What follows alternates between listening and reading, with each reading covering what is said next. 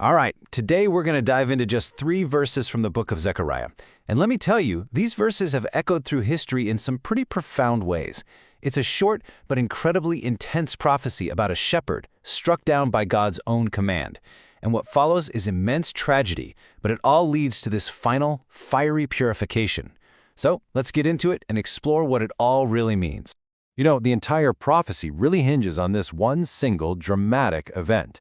It asks a question that has resonated for centuries. What on earth happens to the flock when God himself orders their shepherd to be struck down?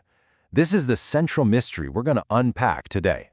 So we're going to begin with verse 7. This is where it all kicks off, and it opens with this startling, unambiguous command directly from God. This one order really ignites the entire prophetic sequence. Just listen to the authority there. This isn't some random act of violence. It's a command from the Lord of hosts, and that title, that's a big deal. It signifies God's supreme power over all armies, both heavenly and on earth. The sword is summoned against God's own shepherd, and the consequence is spelled out right away. The sheep, the flock, they're going to be scattered. Now, the language here is so specific, and it's absolutely crucial to understanding this whole thing. The phrase, "the man that is my fellow," well, that goes way beyond just a coworker or a servant. In the original Hebrew, it implies this deep partnership, almost like an equality. This tells us the shepherd isn't just any leader. He has this unique, intimate standing with God himself. And this is where it gets really incredible. Fast forward several centuries. On the night of his arrest, Jesus Christ quotes this exact verse from Zechariah. He looks at his disciples and says, "I'm the shepherd who's about to be struck, and you are the flock that's going to scatter." Wow. That moment creates a direct, undeniable link between this ancient prophecy and one of the most pivotal events in the New Testament. Okay, so the shepherd is struck. The disciples scatter. But what happens to the rest of the flock? Well, the very next verse paints a really devastating picture for the people of the land. The language here is just so stark. It's almost mathematical, right?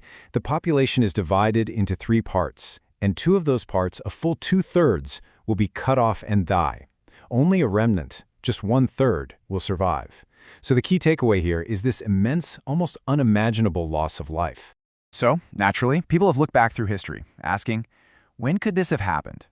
And 2 major, catastrophic events are consistently pointed to: the destruction of Jerusalem by the Romans in 70 AD and the Holocaust during World War II. Let's take a look at the numbers. During that Roman siege of Jerusalem, the historian Josephus recorded that an estimated 1.1 million people died. Just think about that. Many were pilgrims who were trapped in the city for Passover, and the combination of war, famine, and disease was absolutely devastating. And it didn't even end there. On top of the dead, another 97,000 people were taken captive, sold into slavery all across the empire. This effectively scattered a huge portion of the remaining population.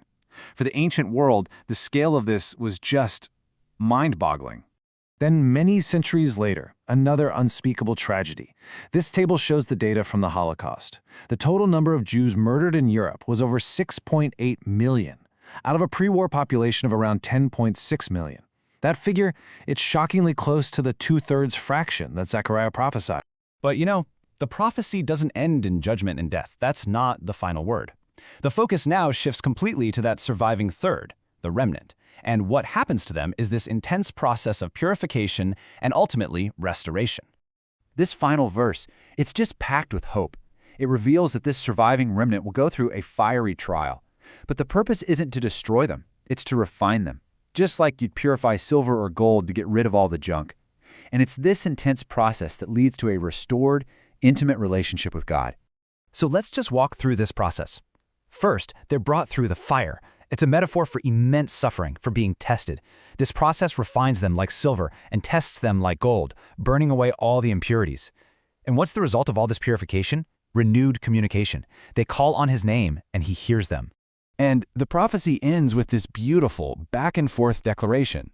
This is the language of a covenant. God claims them again, saying, "It is my people." And in response, the purified remnant affirms their faith, declaring, "The Lord is my God." The relationship that was broken by the scattering, it's now fully restored. So Zechariah's prophecy takes us on this incredible journey.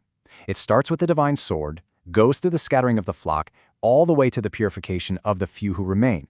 And it leaves us with this powerful question to think about for ourselves: What does it really mean for faith to be tested and refined like gold?